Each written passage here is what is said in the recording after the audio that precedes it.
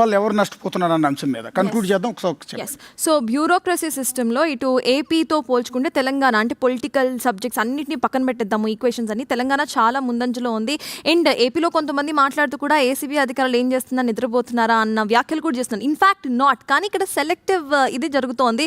So అధికారులు పని చేస్తేనే గవర్నమెంట్ బాగుంటుంది, ప్రజల వరకు ఏవైతే హామీలు గవర్నమెంట్ ఇస్తుందో, ఏవైతే లబ్ధి పొందాలో ప్రజలు అవన్నీ బ్యూరోక్రసీ ద్వారానే వెళ్తాయి. కాబట్టి నెక్స్ట్ ఎలక్షన్స్లో లాభపడాలనో లేకపోతే అధికారులను టచ్ చేస్తే మళ్ళీ ఏమైనా అవుతుందేమో అన్న భయంతో కాకుండా ప్రతి ఒక్క గవర్నమెంట్స్ చాలా కరెక్ట్గా అధికారుల చేత పని చేయించుకోవాల్సిన అవసరం ఇప్పుడు కనిపిస్తోంది. ఇప్పుడు మనం మాట్లాడేది ఆంధ్రప్రదేశ్ ప్రభుత్వ వ్యవహారం అయినప్పటికీ కూడా సో దానికే పరిమితం చేయాల్సిన పని లేదు. ఏ రాష్ట్ర ప్రభుత్వ ఉద్యోగి అయినా, ఏ రాష్ట్ర ప్రభుత్వ అధికారి అయినా ఆ రాష్ట్ర ప్రజల కోసం ఖచ్చితంగా కష్టపడాలి. ముఖ్యమంత్రి కానీ, మంత్రులు కానీ, స్థానిక ఎమ్మెల్యేలు కానీ నిజంగా జెన్యూన్ ఇష్యూ ఒకటి ఏమైనా చెప్పినప్పుడు దాన్ని ఖచ్చితంగా గ్రౌండ్ చేయాలి.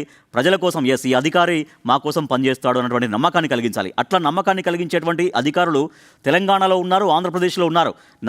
నాకు తెలిసినటువంటి నా స్నేహితులు కూడా చాలామంది రెవెన్యూ డిపార్ట్మెంట్లో ఉన్నారు, పోలీస్ డిపార్ట్మెంట్లో ఉన్నారు. అలాగని ఎవ్వరూ అంటే అందరూ అవినీతి పరులని చెప్పట్లేను. చాలా వరకు ఎటువంటి అవినీతి మరక లేకుండా ప్రజలకు సర్వీస్ చేసేటువంటి చాలామంది ఎంప్లాయీస్ నాకు తెలిసిన వాళ్ళే, నా ఫ్రెండ్స్గా ఉన్న వాళ్ళు కూడా ఉన్నారు. ఎస్, ఇక్కడ పార్టీలకు అతీతంగానే మాట్లాడతాం. ఎందుకంటే అవినీతి వల్ల ఎవరొక్కరో కాదు, ప్రతి ఒక్కరు బాధపడుతున్న వాళ్ళు, మనకు తెలిసిన వాళ్ళు, తెలియని వాళ్ళు. ఇప్పుడు మనం కాకపోయినా రేపన్నాడు మనము కూడా దీనికి బలైపోతూ ఉంటాం.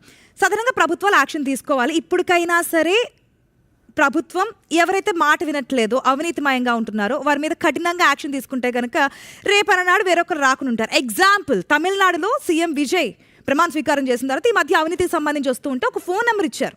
మీ దగ్గర ఎవరైనా సరే లంచాలు తీసుకుంటే ఈ నెంబర్ కాల్ చేయండి, యాక్షన్ తీసుకుంటామని. ఎంతో కొంత మార్పు వస్తుంది కదా. అక్కడ అధికారులు చేయాల్సింది ఏంటి?